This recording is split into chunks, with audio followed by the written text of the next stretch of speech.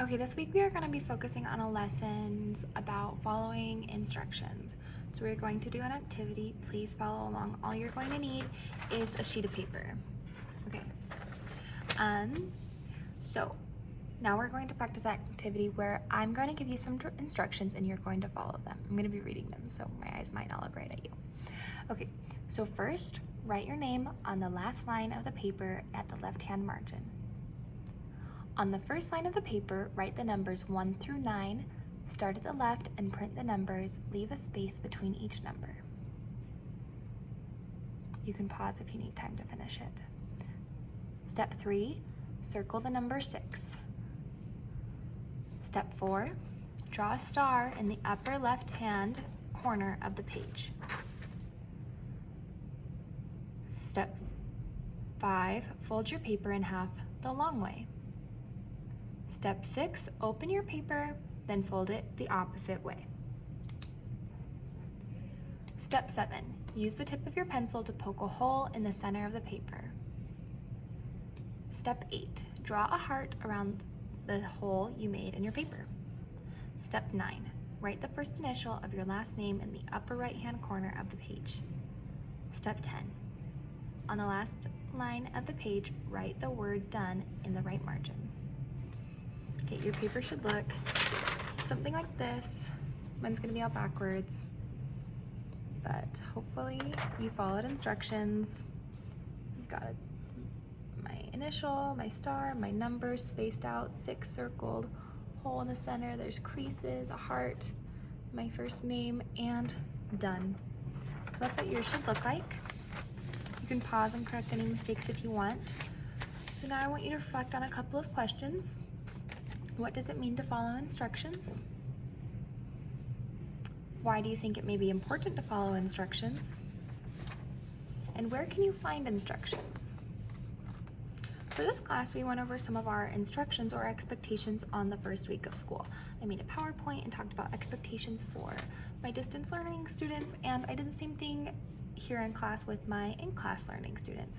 We talked about things like raising your hand and sitting in your chair in your assigned seat. And for you guys, we talked about things like being somewhere that you'll be free of distractions and turning assignments in on time and asking when you need help. And I've gotten a lot of questions, so I know you guys are doing really good at following those instructions. Now I want you guys to think of your favorite game. I'll think of mine. For me, I really like the game tennis. I played tennis in high school and I really liked it. Now think about what it would be like if people didn't follow instructions of the game. It can be a board game or a video game. I guess you can't really break rules in a video game because it won't let you program-wise, but think of the game and now think about how it would be if no one followed the instructions of that game. For me in tennis, it would look something like people just hitting it out and being like, no, that counts. And I'd be like, this is just chaos, this is anarchy, right? Like that wouldn't work out. I wouldn't be able to improve my tennis game because things would be kind of all over the place. And for me, it wouldn't be super fun. What are your thoughts on your favorite game? You guys can go ahead and think about those. All right, and why else do you think that it's important to follow instructions? Some of the reasons that you might come up with, you can pause and think for a second. But some of the reasons you might come up with is that it makes people feel safe. We have instructions for how to drive. You know, things like stopping at the stoplights and then who goes first. Lots of people stop at the same time.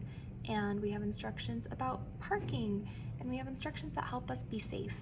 And even if it's not so explicitly safe, like you won't get run over or something and die, sometimes you can feel safe. And when you feel like you're in a safe environment because everyone's raising their hand or not bullying someone and speaking kindly, things like that that we're instructed to do, it makes us all feel a little bit safer to be places, even new places, because we know what to expect.